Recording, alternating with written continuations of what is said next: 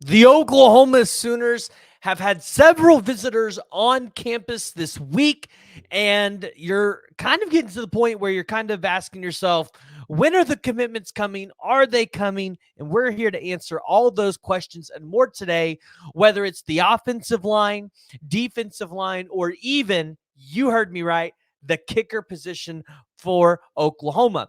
But before we dive into it today, before we talk about transfer portal buzz and rumors or intel or updates or whatever you guys want to call it, thank you for tuning into the PG Show, where we talk about all things college football. And you guys know we got to talk about Oklahoma more because it's the team that I love.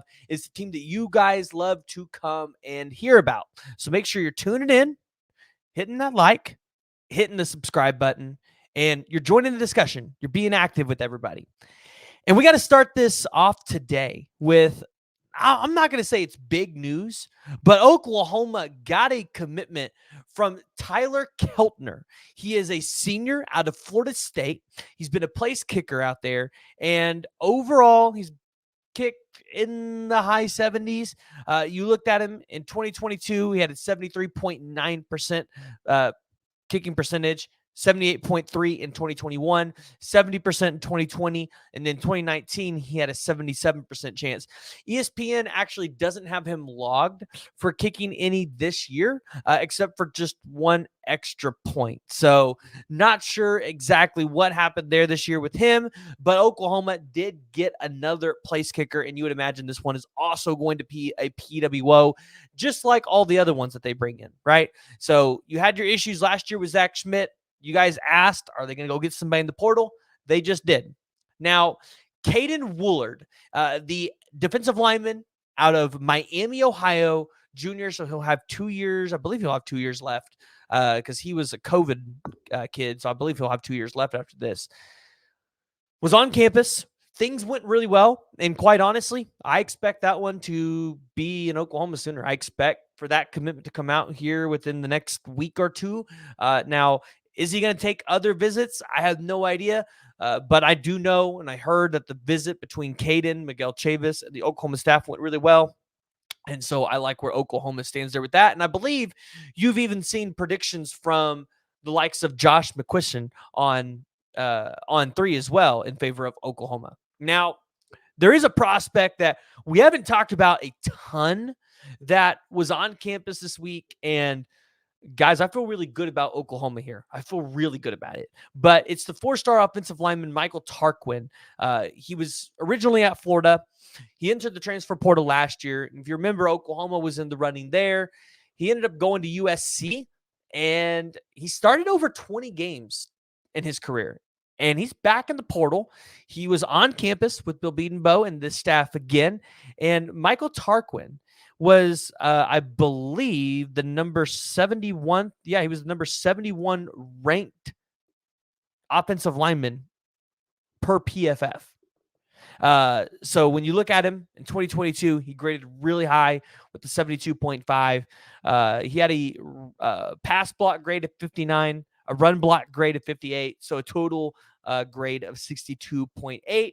But he'll be a redshirt senior, so he'll only have 1 year left. But when you look at his total snaps this past season, 331 total snaps is what PFF's given me. So, and forgive me, I'm a little bit new to this PFF. So if some of the things are wrong on there, but it looks like it is a total of 331. So Michael Tarquin was on campus. Things went really well there. And I expect that if you haven't already heard an announcement by the time that this video is posted, you're going to have heard an announcement within the next week.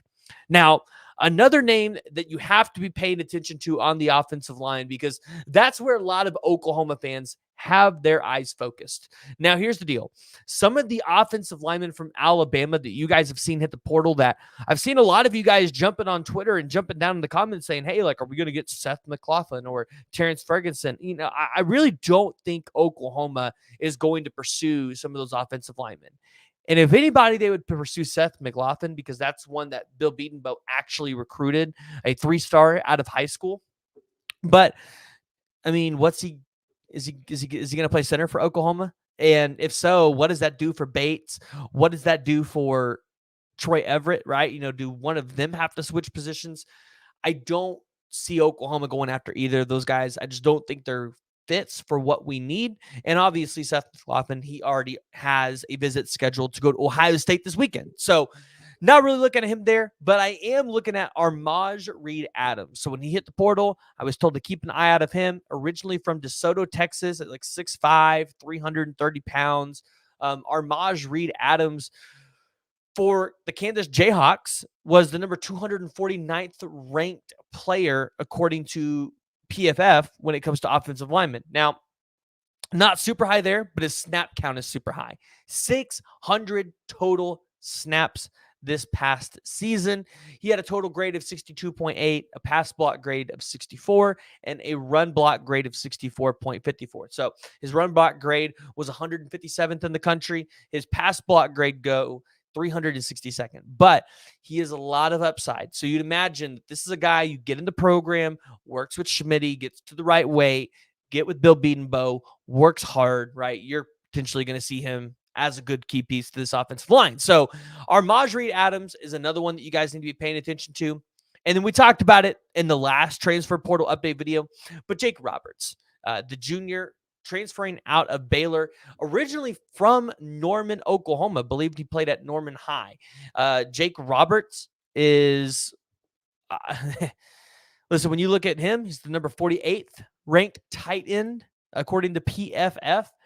And listen, I was quite impressed with his receiving grade and his run block grade. So 64.3 on the run block, receiving grade 68.4.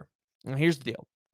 You bring in a guy like Jake Roberts. He can obviously produce for you, as this past season, he had a total of 23 receptions for 231 yards, 1 touchdown. The year before that, 28 receptions for 394 yards, 3 touchdowns. He's a guy that can obviously produce for you, and he's a guy that I think is also potentially going to help you land his brother, Nate Roberts, here in the 2025 class. But Jake Roberts, I don't think he is just a piece where you bring him in for depth, right? He is a piece that I think he brings an experience, and he brings in the ability to compete for day one and drive competition there. So a total of 217 snaps for him. Or actually, it might have been a little bit more than 217 snaps. So Jake Roberts has seen a lot of time, and this is one that if you're an Oklahoma fan, again, I think you expect to potentially land Jake Roberts. Now, there's a name that I haven't seen thrown out in Oklahoma's favor, but I was told to potentially keep an eye out on it, so I am going to give that name to y'all, and that is Monkel Goodwin. He's actually transferring from Alabama. He is a sophomore from Upper Marlboro, Maryland, but he hasn't really seen the field. And when you look at what he did in high school, a total of 26 games played, I believe his junior year he got hurt, and it looks like he sat out his senior year. A total of 66 total tackles, or 96 total tackles, 66 solos, 37 tackles for loss. He had 11 sacks, 23 yards lost, and he had 4 QB hurries. So Monkel Goodwin was originally out of high school, recruited by Todd Bates and Brent Venables while they were at Clemson. And when you look at his 40, he had a 4.88 40. He had a shuttle time of 4.51. He had a 23.2-inch vertical. This was a guy that a lot of people said, hey, he could come in and he could be a Power 5 starter in college, right? Just didn't really pan out at Alabama. Now he's in the portal. This is a name that I think you're an Oklahoma fan, you're potentially crossing your fingers on, because David Hicks isn't happening. And a lot of the other defensive linemen that I think we've anticipated to hit the portal, that would be good for Oklahoma, just haven't hit the portal. So keep an eye out on Monkel Goodwin. Again, not promising anything there because it's defensive lineman, but hey, anything can happen. So, guys, if you haven't already, make sure you go ahead and hit that like, hit that subscribe button. Make sure you're joining the discussion by jumping down in the comments below, giving me your thoughts. Do you think Oklahoma can go out there and land any of these prospects? Are you guys on the same page as me? Do you guys think Oklahoma lands some of the guys that I think they're going to land? Just let me know. And if you're not already, hit that like and hit that subscribe button.